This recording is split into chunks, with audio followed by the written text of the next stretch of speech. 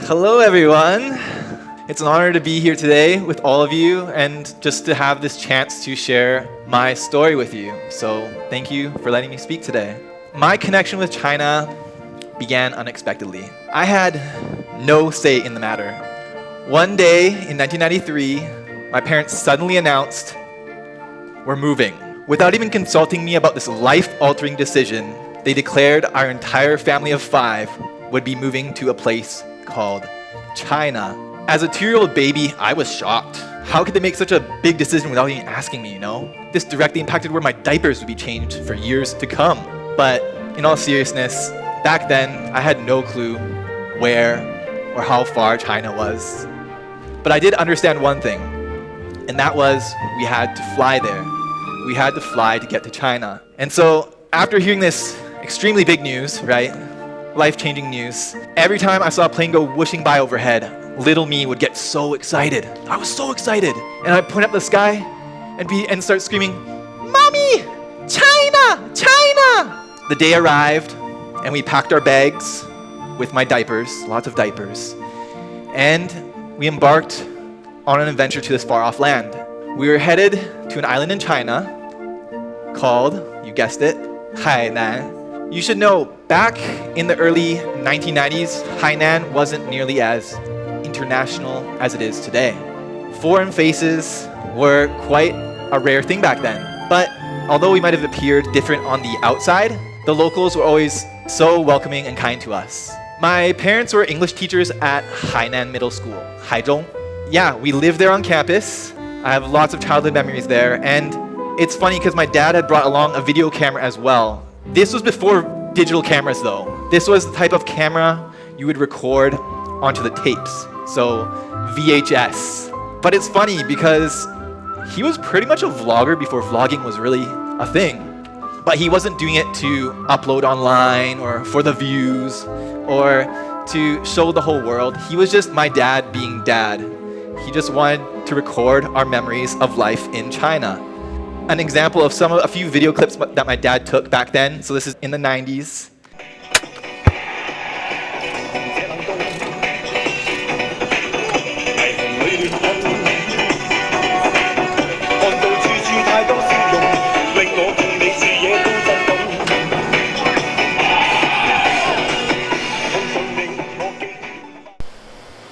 Okay, so next clip coming up, not particularly edited.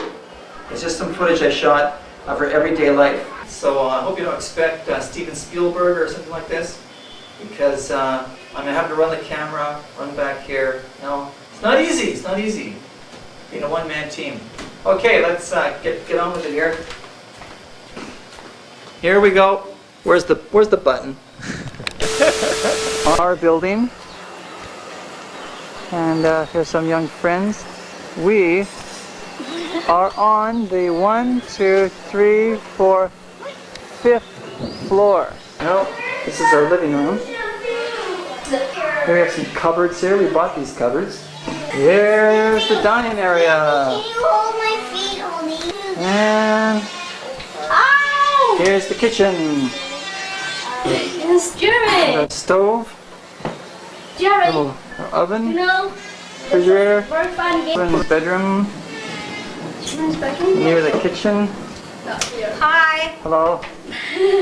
1, 2, 3 beds. A little crowded in here.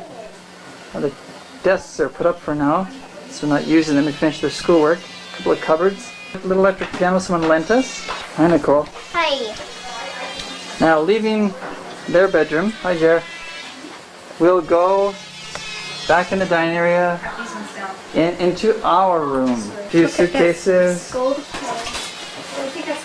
desk piled up with stuff here. Well, here we are at the entrance of the market in Fucheng.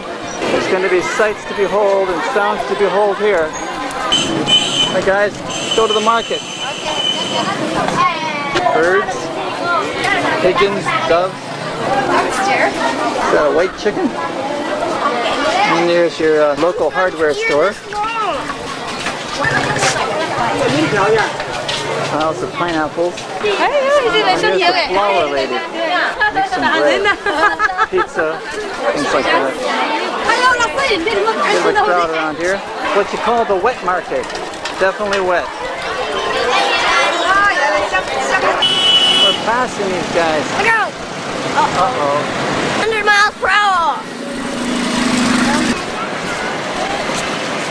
And here are the people that live there. Oh, us? Yes, you. Live at Haikou. Yeah, you do Tyson, too. Nicole, Jared, Betty Lou, and me, Alan. Every time I see these old clips, it just feels so surreal. In Hainan, I experienced countless firsts. My first time riding a bike, my first time rollerblading, my first time swimming, my first time playing basketball, my first friendships, and so much more. And yes, I even learned my first Hainanese phrase, 加妹. All my earliest life milestones and most precious childhood memories happened in Hainan. In total, I spent around 7 to 8 years in China during my childhood. Around 2003 though, my parents decided to move back to Canada to better support my older brother as he finished his final year of high school. So after returning to Canada, I had no problem adjusting, at least on the surface, because something interesting started to happen. Whenever I encountered anyone who was Chinese, I'd feel a subtle sense of connection, inexplicable feeling of belonging, like home. But as the years went by though, I started feeling more and more uneasy. My memories of living in China began to fade. I even started questioning whether they're even real. So eventually, I just couldn't take it anymore, and I decided, okay, I have to go back. I have to go back to China. So, because 6 or 7 years had passed, a relatively short time to me now, but back then, that was nearly a third of my life. My Mandarin, I started pretty much forgot all my Mandarin by then, and returning to China felt unreal, but I had to go back no matter what. And so I started working to save go back. I started learning Chinese by watching tons of Mandarin TV shows and movies, learning tons of Chinese songs, and then after 2 or 3 years of preparation, I finally got my acceptance letter from a Chinese university. I was really going back. This was exciting times, because this was my chance to reconnect with those distant childhood years, to find closure for a past that started to feel almost imaginary. After fulfilling my dream of returning to China and graduating from university in Shanghai, I became a video creator, documenting my rediscovery of the country. I returned to my childhood hometown, Haikou, many times, filming stories that were very, very meaningful to me. But I always knew it would be way more special if somehow I could bring back my parents too. And so just last year, I actually was finally fortunate enough to make that happen. My parents never imagined when they left Hainan in 2003 that over 20 years would pass before their return. But finally, they were back. During the drive from the airport into Haikou, they were just in awe of how much had changed. From the roads to the brand new skyscrapers and the bustling shopping malls, it was so surreal for them to just be in a place that felt so familiar, yet in some ways completely unrecognizable, but in a good way, of course. The school they used to teach at had been completely renovated from the ground up.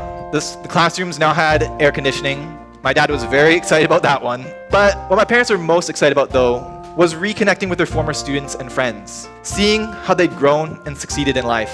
Their students had blossomed into mature adults, some even parents themselves now. It's crazy. Reconnecting after 2 decades was by far the most unforgettable part of the trip, by far. This trip wasn't just nostalgic. Like my dad said, we had discovered Hainan 2.0. We tried things we never had the chance to experience 20 years ago. For example, 老爸茶, 糟粕醋, 椰子鸡, and we even got to go on an amazing road trip across the new coastal highways, experiencing Wanning's crystal clear waters and Lingshui's beautiful beaches firsthand.